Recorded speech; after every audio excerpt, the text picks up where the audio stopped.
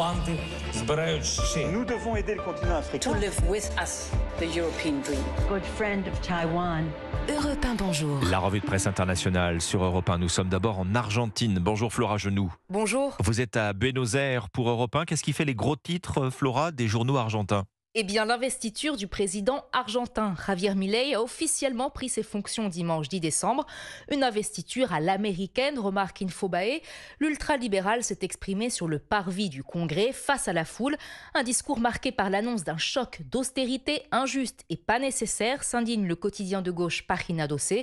Le nouveau président argentin a décrit sans nuance la dureté des mois à venir, montée du chômage, stagnation économique et encore plus d'inflation et de pauvreté. Il s'agit d'un discours cru, en rupture profonde avec le passé et en quête d'un changement culturel révolutionnaire. Selon un édito de La Nación, une sorte de rugissement poursuit le quotidien en référence à ces mots criés depuis le balcon présidentiel.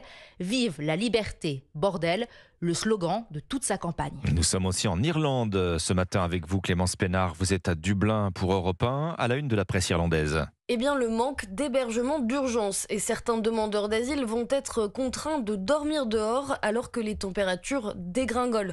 Priorité donnée aux femmes et aux enfants, tandis que des tentes et sacs de couchage ont été fournis à une 60aine d'hommes déjà à Dublin. Ceux qui n'auront pas accès à un hébergement recevront 75 € par semaine, une augmentation par rapport aux actuels 38 €, ajoute The Examiner.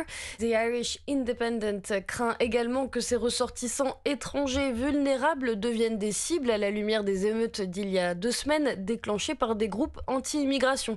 Selon Roderick O'Gorman, ministre de l'égalité, le gouvernement a acheté 37 nouveaux immeubles pour remédier à l'urgence de cette situation, rapporte The Irish Times. Clémence Pénard à Dublin, c'était votre revue de presse internationale sur Europe 1. Merci à tous nos correspondants.